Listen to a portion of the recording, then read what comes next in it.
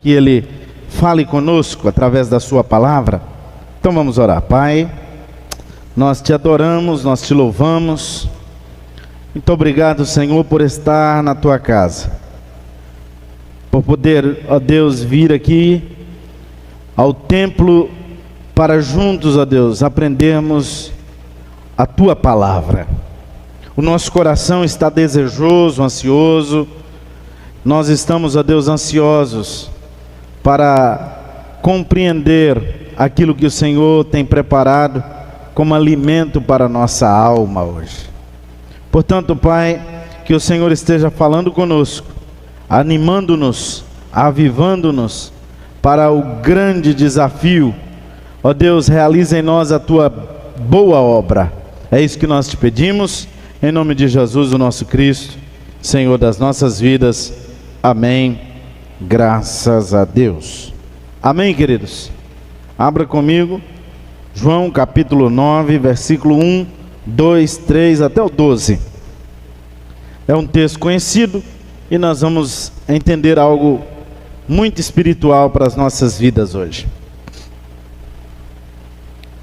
Evangelho de Jesus, conforme escreveu João, no capítulo de número 12 e o versículo de número capítulo 9, me perdoe, versículo de número 1 ao 12.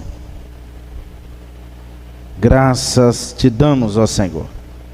João capítulo 9, versículo 1 ao versículo 12.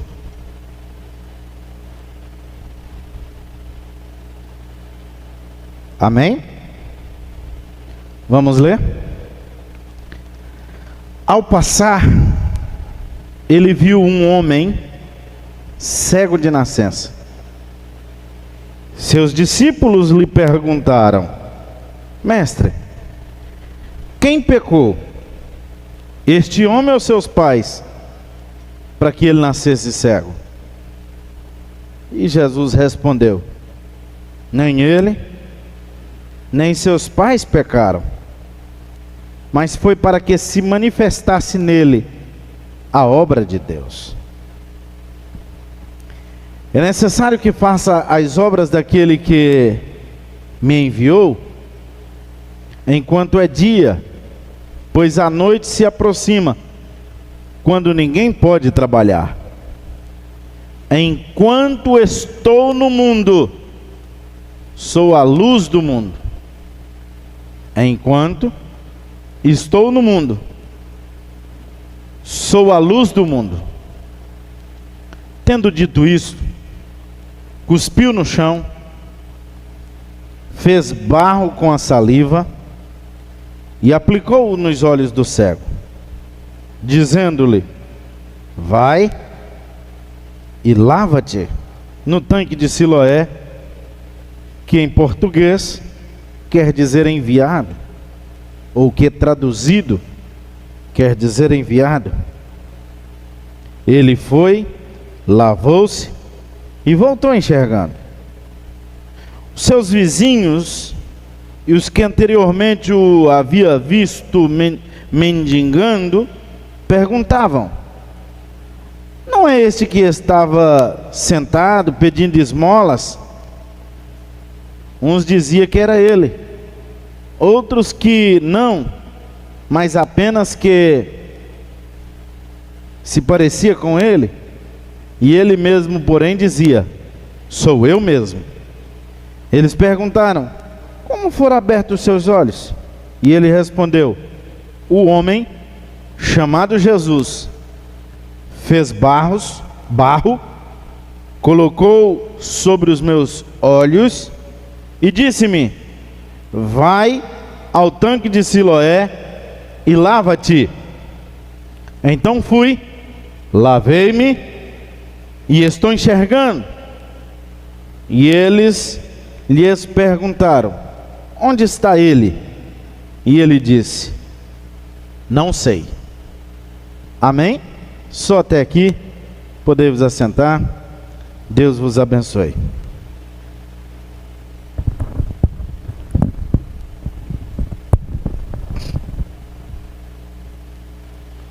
Meus irmãos, nós estamos diante de um texto muito conhecido da igreja. Quem nunca ouviu falar deste cego? Talvez o mais novo convertido de nossas igrejas tenha ouvido alguma coisa sobre esse cego. Mas eu gostaria que você me acompanhasse aqui no texto. Claro, você deve fazer algumas anotações à medida que a gente vai expondo esta escritura, escrita pelo evangelista João, e que é muito importante a forma como ele narra os fatos. A priori, nós vimos aqui Cristo andando, e ele vai andando com os discípulos. Parte da igreja o acompanha, e o texto ele inicia dizendo algo muito interessante. Ao passar, quem passava? Jesus. Ao passar, ele viu um homem cego de nascença. Jesus talvez fora o único que se fazia fama e corria das multidões, porque nós, ainda hoje nos nossos dias, nós gostamos do massagear do ego. A gente prefere estar em multidões. Percebe? Um culto só é um bom culto quando ele teve uma multidão de gente. Mas você teve num culto de oração, numa das salas da igreja, onde tinha 10 pessoas, 5 pessoas, o culto parece que não foi interessante. Não, o culto que foi interessante é aquele que tinha uma multidão, aquele que tinha um número grande de pessoas. E Jesus é diferente. Ele foge das multidões, foge dos holofotes, porque ele não precisava do massageio do ego. Ele não precisava do massageio do ego. Percebe que a gente tem, já no primeiro versículo, uma lição muito interessante para as nossas vidas, para a nossa aplicação pessoal.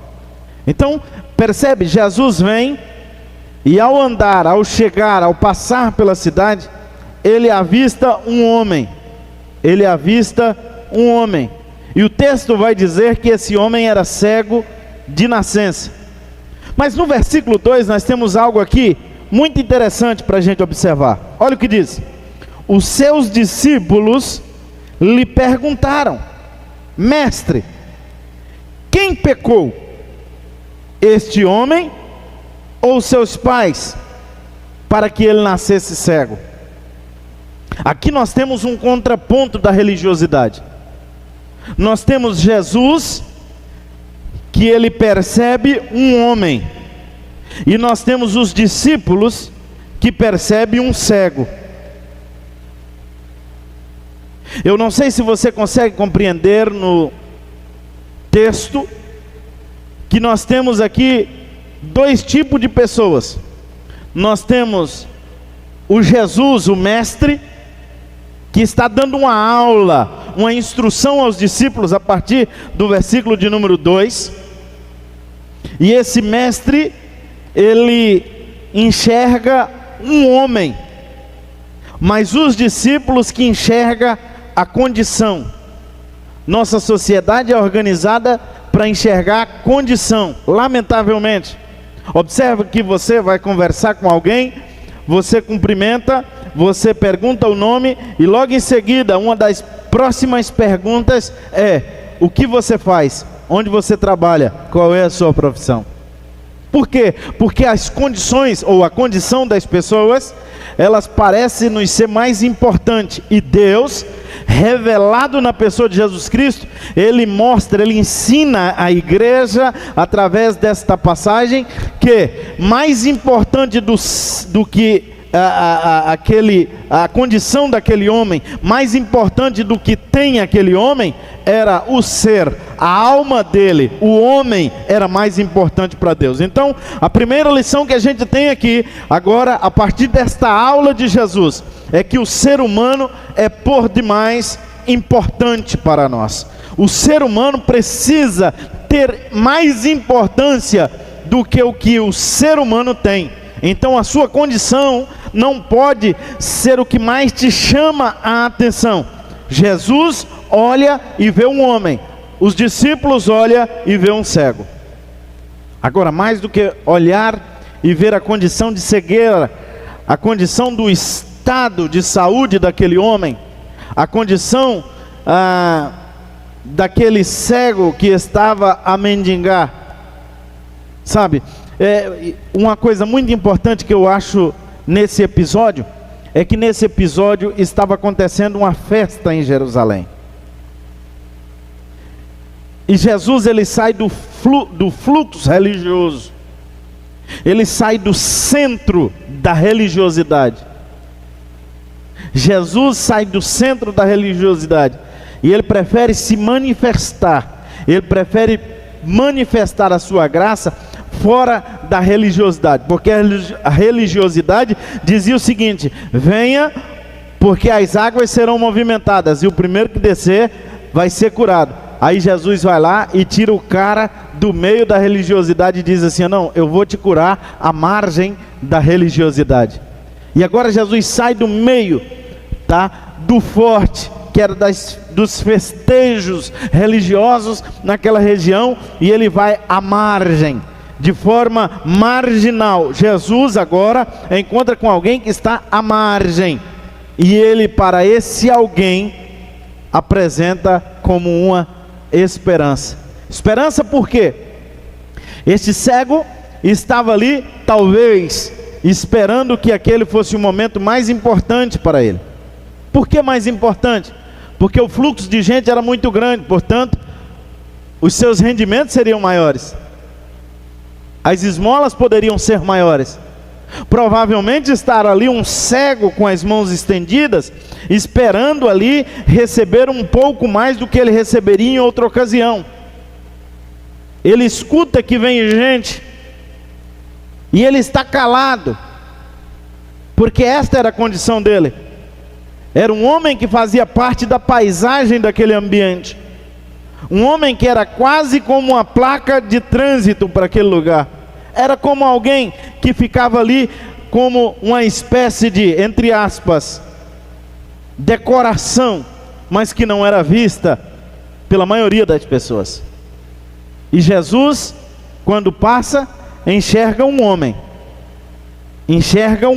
além da sua condição, enxerga um homem além dos seus problemas. Pelo contrário, Jesus enxerga nos problemas deste homem um momento muito especial da manifestação da glória de Deus. A pergunta dos discípulos é: mestre, quem pecou? Porque mais do que perceber de imediato a condição física deste homem, os discípulos apresentam algo que é muito conhecido, muito utilizado por religiosos. Nós somos santos, nós temos uma condição de salvação. Agora esse aí, a graça não o alcançou.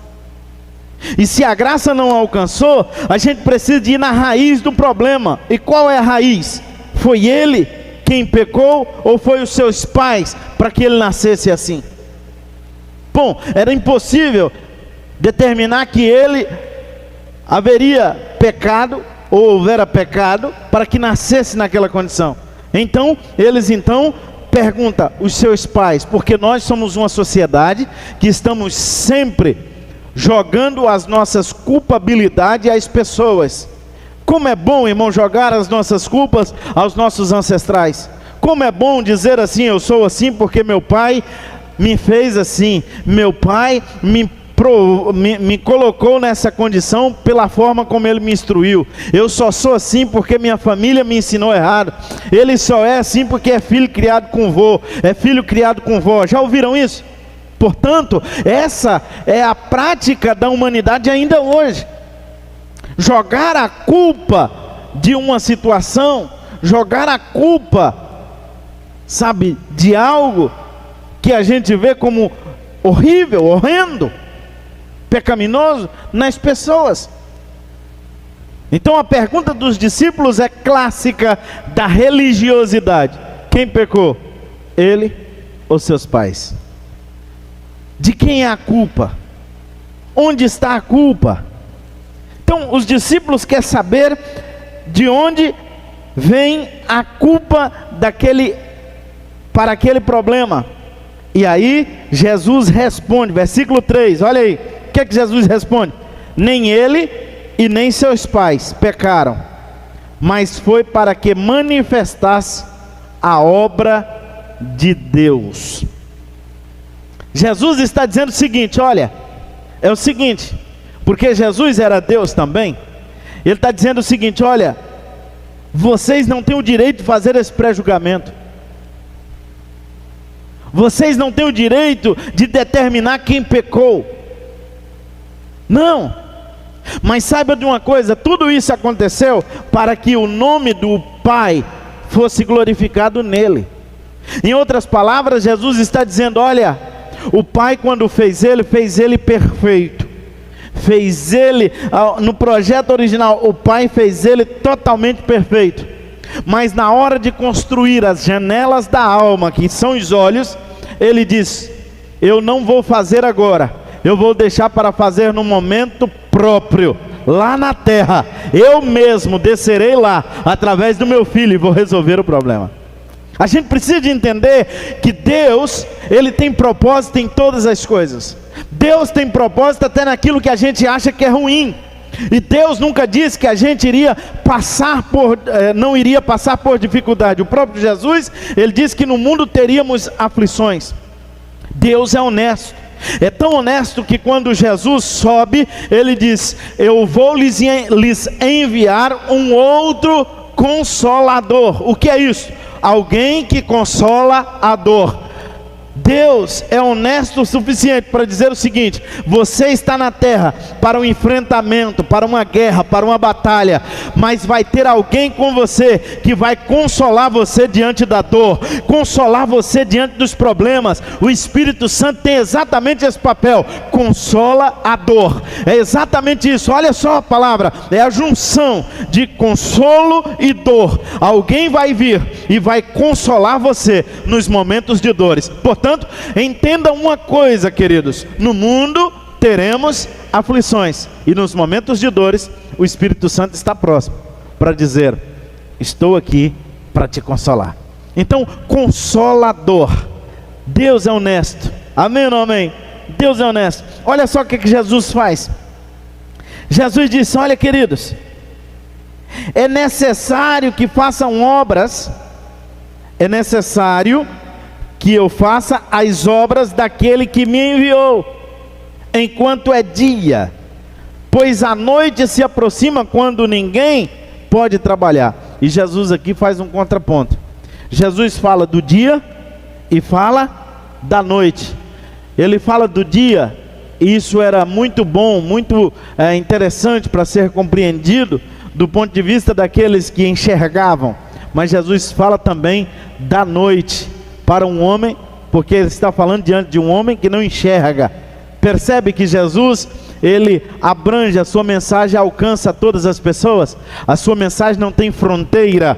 A gente precisa disso, a gente precisa disso, né? Entender que a mensagem de Jesus, ela atravessa as fronteiras.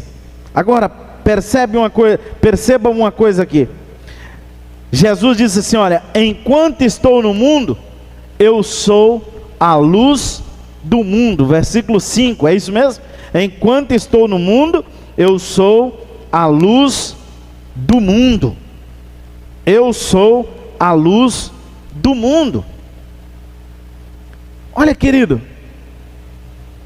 Jesus, ele não está dizendo que ele é a lâmpada.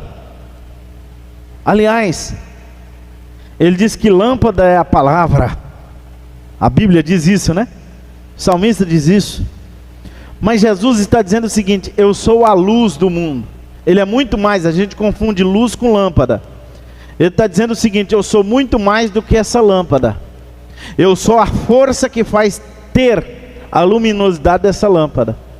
Eu consigo colocar pontos de luz, e enquanto eu estou no mundo, eu sou um espalhador da fonte de luz. Eu sou um espalhador da fonte de luz. Por isso que é importante a gente ser discípulo, porque o discípulo de Cristo, ele consegue espalhar luz aonde ele chega, ele consegue espalhar a visão aonde ele chega, ele consegue espalhar, não aquela mensagem, quem pecou, mas é necessário que o milagre aconteça, mas é necessário que a mão de Deus esteja aqui, é necessário que a provisão de Deus esteja aqui, não quem pecou, mas que manifeste a glória de Deus. Então Jesus se apresenta nesse texto, dizendo: olha, eu sou a luz do mundo. Tendo dito isto, e aí Jesus, à medida que vai dizendo isso, ele vai agachando, e ao agachar-se, eu não posso, né? Não dou conta, mas ao agachar-se, ele cospe e começa a fazer um barro. Os irmãos podem imaginar o barulho de alguém preparando uma cusparada? Pode imaginar isso, querido? Alguém cuspindo. Isso mesmo, pode imaginar a carinha de nojo dos discípulos?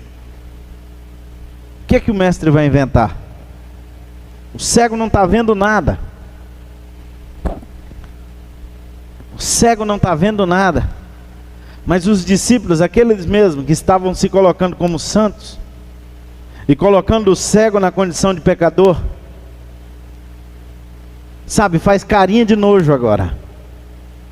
Você pode imaginar isso, conjecturar isso, fazendo carinha de nojo, e Jesus falando e preparando o barro. E à medida que ele fala e prepara o barro, parece-me, olha, irmãos, eu leio esse texto e aí eu sou levado ao Gênesis, e parece-me que vejo Deus preparando o barro, e do barro fazendo um boneco. Parece que eu estou entendendo agora a resposta de Jesus, para que o nome do Pai fosse glorificado. Parece-me que agora eu vou lá no Gênesis e vejo Deus construindo esse homem e dizendo: olha, eu vou fazer tudo. Mas quando chega no olho ou nos olhos, ele diz: as janelas da alma eu vou deixar para o momento exato, eu vou deixar para um momento oportuno. Eu mesmo vou fazer, mas eu vou fazer no momento oportuno. Então Jesus prepara ali o barro, coloca nos olhos desse homem, e Jesus, ao aplicar esse barro de saliva, encharcado da saliva, neste cego, ele diz: vai e lava-te no tanque de Siloé. Para nós, aqui no português, tem entre parênteses explicando o que é Siloé. É enviado. Para ele já sabia. Jesus parece que está emitindo uma mensagem com um foco muito interessante aqui. Jesus está fazendo lembrar aos discípulos, porque aqui era uma aula aos discípulos. Jesus está fazendo os discípulos entender que ele era o enviado de Deus. Quem era Jesus? Enviado. Quem é que pode enviar, irmão? Aquele que é enviado. Então Jesus agora envia um cego ao Siloé, que é o lugar que significa enviado. Ou seja, vai-te ao Siloé. Do Siloé você vai ficar enxergando, e de lá você vai ser enviado. Olha como Jesus faz. Porque Jesus, querido, ele não é religioso como os de hoje. Jesus, ele não faz assim: olha, eu vou te mandar a Siloé, e aí você volta aqui, porque primeiro você tem que vir aqui, aí eu vou ver você enxergando, você precisa me enxergar primeiro, e aí daqui, quando você me vê, a gente vai dar o testemunho ali na TV, a gente vai gravar e a gente vai ficar passando todo dia antes de começar o culto, para que toda a cidade saiba que eu é quem posso curar, que eu é quem sou o detentor do milagre, que eu é quem posso fazer alguma coisa. Não, Jesus não faz isso. Diferente disso, Jesus disse assim, ó, vai. O próprio Siloé o envia, e é muito interessante que ele vai e ele fica enxergando. Olha só, ele fica enxergando, e quando ele fica enxergando, versículo 8, os seus vizinhos e os que anteriormente o havia visto mendigando, perguntavam, não é este que estava sentado pedindo esmolas? Queridos, observa que quando ele vai e lava e fica enxergando, o lugar onde ele quer voltar, o primeiro lugar onde ele quer voltar é sua casa. Já imaginou, esse cara não conhecia o ambiente onde ele morava, ele não conhecia o rosto da sua mãe, ele não conhecia a mesa onde ele se assentava ou se sentava para se alimentar, para tomar as suas refeições. Ele não conhecia a sua cama, o seu travesseiro. Ele não sabia a cor da sua casa, ele não conhecia nada. Ele volta para casa. O que é que tem diferente nesse homem? Ele está enxergando. Irmão, Jesus deu roupa para esse homem? Colocou um terno nele? Colocou uma gravata nele? Deu uma Bíblia assim gigantesca assim para ele e colocou debaixo do braço e falou, vai em paz? Jesus fez isso? Jesus mudou, irmão, a vestimenta dele, o calçado dele, o cabelo dele, a barba dele? Jesus deu um grau nesse rapaz? Sim ou não? Não. Ele só foi no tanque, se lavou e ficou enxergando. E ele volta para casa. Pastor, por que ele volta para casa? Porque todo milagre de Jesus, ele precisa de atingir a sua casa. Todo milagre que Jesus realiza na sua vida, ele precisa atingir aos teus, a tua família, a tua casa. O milagre de Jesus não é apenas para você, é em você. E esse milagre é uma extensão de bênção para a tua casa, para a tua família. Eu quero declarar milagre na sua casa, na sua família. Eu quero declarar hoje a você que me escuta, me ouve, a você que está me vendo agora, eu quero declarar milagres na sua casa, milagres na tua família. Ei, a salvação de Jesus quando te alcança, crente, a salvação de Jesus quando te alcança, ela alcança a tua casa, a tua família, e em o nome de Jesus, eu declaro milagres à tua casa. Agora presta atenção aqui, esse homem, quando ele chega na sua casa, a Bíblia diz que tem dois grupos de pessoas aqui no versículo 8. O primeiro grupo, os vizinhos, estavam ali. Olha as perguntas dos vizinhos. Sabe, os vizinhos estavam ali e ficaram olhando para ele. E a Bíblia diz que tinha um outro grupo de pessoas. São aqueles da janela, sabe?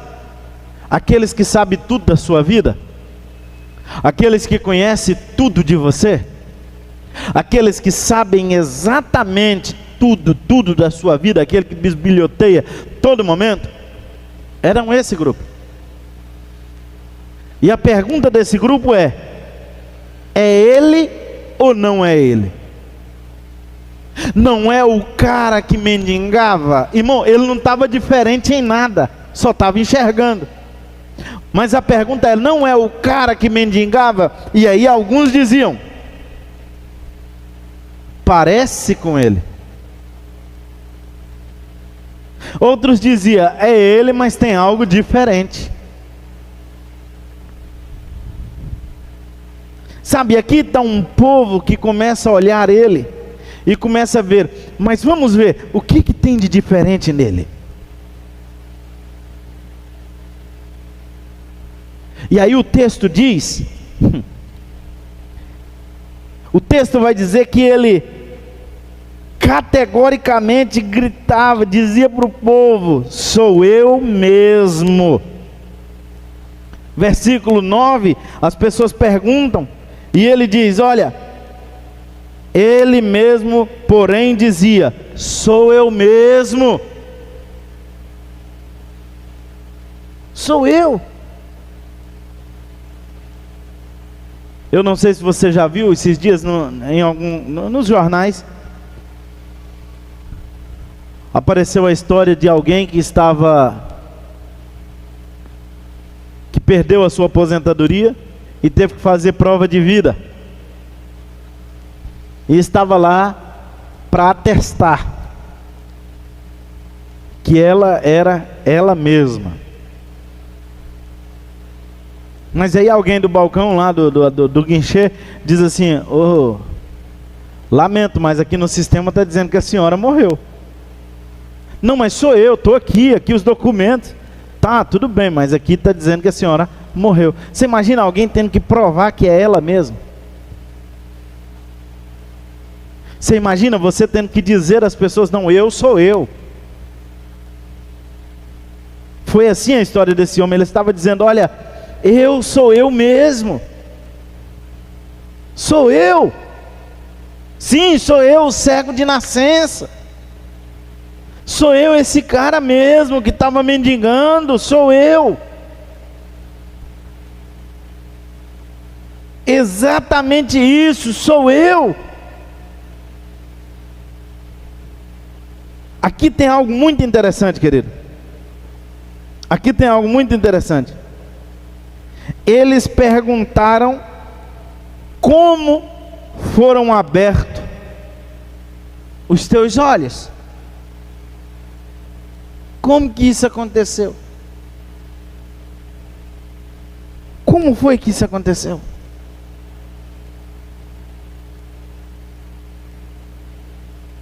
Esses vizinhos certamente religiosos. E aí eles esperam um testemunho daqueles mirabolantes. Daqueles: eu estava em tal lugar, eu estava pedindo esmola, de repente apareceu um homem, e ele falou isso, ele falou aquilo, e ele fez isso, ele fez aquilo, e ele mandou eu ir ao tanque de Siloé, e quando eu cheguei lá, eu lavei, de repente eu ouvi um estrondo, de repente eu vi um barulho muito grande, de repente eu vi um anjo, de repente eu vi as asas batendo, eu vi um raio, eu vi isso, e não sei o que lá, e a terra tremeu, e eu pulei, e eu já estava... Ele queria ver algo mirabolante. Só que esse homem não, por causa da essência do nosso Cristo. Esse homem é diferente disso. Olha só o que ele responde. Vamos olhar o texto. E eles perguntam: como os teus olhos foram abertos? Versículo 11. Ele responde: o homem chamado Jesus fez barro, colocou sobre os meus olhos e disse: vai ao tanque de Siloé e lava-te. Olha o que ele diz: então eu fui, lavei-me e estou enxergando. Algo que me chama muita atenção aqui no versículo de número 10, versículo 11, é que quando inicia esse texto no primeiro versículo, eu disse que Jesus, antes de enxergar o defeito, antes de enxergar a deficiência, a condição daquele cego, Jesus enxerga um homem, um ser humano. Agora esse homem diz: um homem. Percebe que ele relata que ele recebe a graça de Deus. Ele consegue enxergar a graça de Deus manifestada em um homem. Sabe aquela profecia da semente da mulher nascerá um homem, nascerá um que esmagará a cabeça da serpente? Ele agora está dizendo: olha, um homem. A manifestação da graça aparece. Um homem chamado Jesus fez barro, colocou sobre os meus olhos e disse-me: vai ao tanque de Siloé, lava-te. Eu fui, lavei-me e estou enxergando. Eu fui, lavei-me e fui enviado a dizer a vocês que eu estou enxergando. Eu fui enviado a contar o milagre, estou enxergando. Eu fui enviado a contar o milagre que aconteceu na minha vida, veja, eu estou enxergando. Eu vejo. A graça de Deus se manifestou através de um homem que, baixando, fez lodo, fez barro, passou em meus olhos e abriram as janelas da minha alma, e eu estou enxergando. Queridos, olhem para cá, eu tenho algo muito importante para dizer. Uma coisa,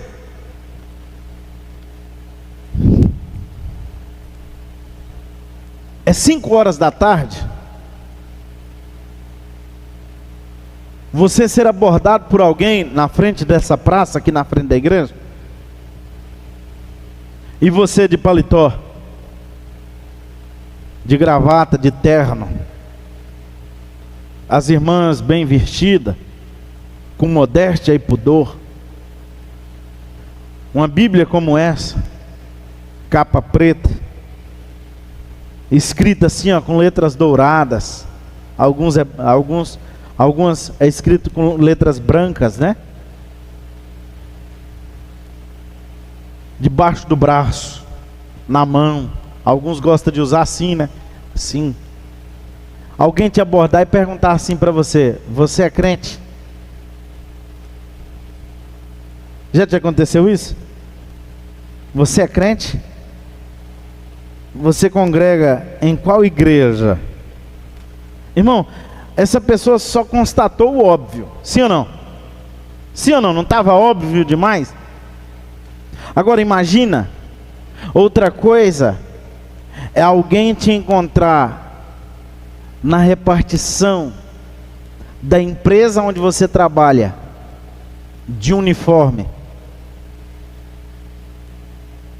igual a todo mundo, e nesse período de máscara, e as pessoas olharem seus olhos, e só pelos seus olhos perguntar: você é crente? Você serve a Deus?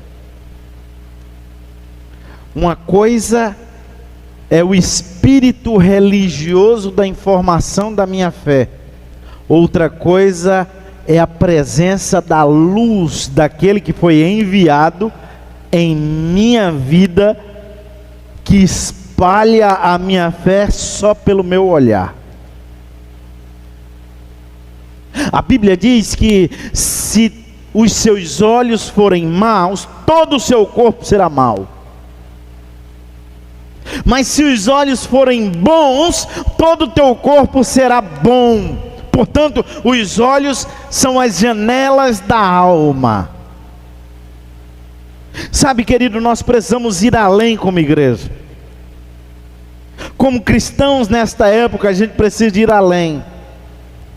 De falar da nossa fé, de falar do nosso Jesus, de falar da nossa defesa de fé, além das palavras, além da religiosidade, além da vestimenta, além do estilo, nós precisamos falar com a essência, com a presença do Espírito Santo, de olhar no olho e dizer: aqui tem alguém diferente. Veja, este cego, quando volta para casa, eu disse, vocês contextualizaram isso comigo, juntamente comigo. Este cego não recebeu paletó, não recebeu gravata, ele não cortou o cabelo, ele não fez a barba, não tinha nada de diferente, mas alguém percebeu que ele estava diferente. Será mesmo que as pessoas percebem que somos diferentes? Será que estamos percebidos, ou sendo percebidos por aqueles que nos conheciam há muito, como alguém que está vivendo algo diferente? Será que alguém pode olhar para nós e dizer: vejo uma essência diferente nessa pessoa? Eu não sei o que está diferente, porque a roupa é a mesma, o estilo é o mesmo, o cabelo é o mesmo, a barba é a mesma, a sandália é a mesma, o calçado é o mesmo, o estilo é o mesmo, o óculos é o mesmo. Eu não sei o que tem de diferente, mas eu sinto que tem algo diferente. Exala. Queridos, você foi feito para espalhar luz. Você foi feito para espalhar bondade.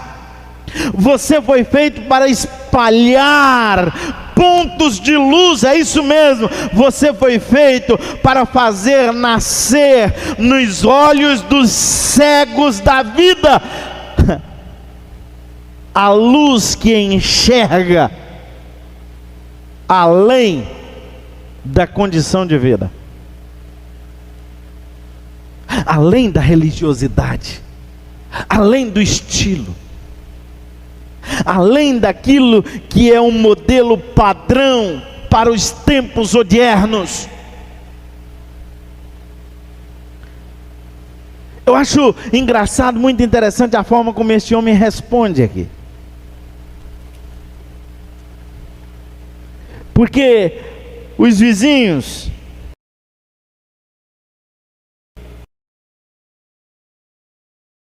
quando pergunta como foi aberto os olhos ao receber a resposta, eles não pararam por aí. Olha o que eles perguntam.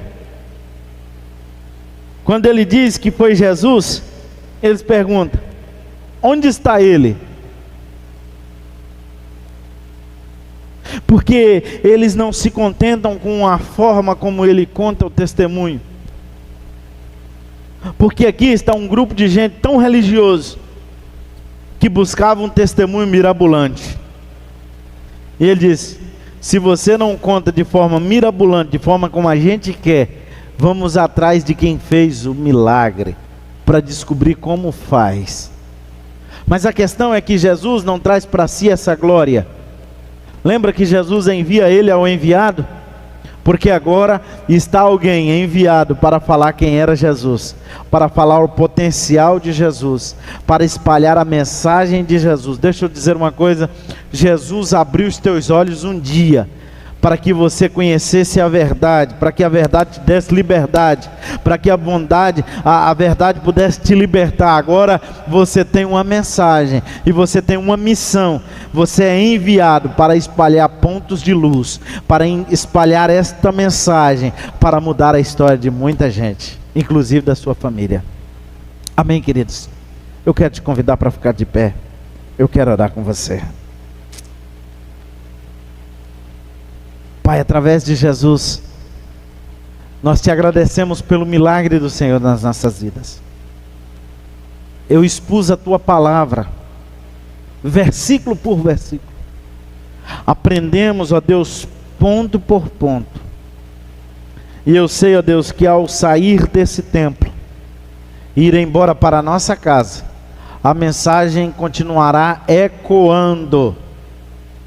Ela continuará batendo forte na nossa mente, a dizer que o Senhor ontem, é hoje e será eternamente. Ajuda-nos, ó Deus, a continuar a espalhar esta mensagem. Ó Deus, nós entendemos hoje que nós somos enviados para mudar a história de muita gente, abrindo os olhos para que as pessoas creem no Deus que salva, cura e liberta. Portanto, ó Deus, muito obrigado. E que nós, ó Deus, sejamos uma igreja que olha para as pessoas além das condições e possamos abraçá-las, amá-las para a glória do teu nome. Em nome de Jesus. Amém. Graças a Deus. Eu me lembrei de algo muito interessante. Eu quero só que você volte ao texto. Versículo 5. Jesus disse assim, ó: enquanto estou no mundo. Jesus está dizendo assim, olha, tem um tempo, tem uma passagem. Você entenda uma coisa, querida, a única coisa que é eterna é a sua vida na eternidade. A única coisa que é duradoura e vai durar para sempre é a eternidade.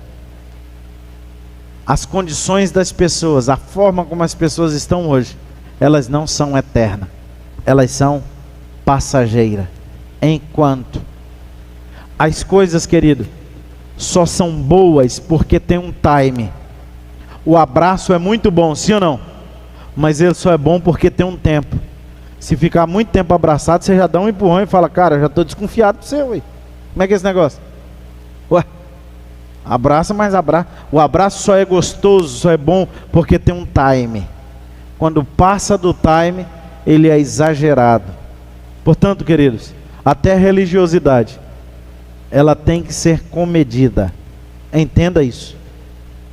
É só uma lição para nós. Amém? Que Deus abençoe.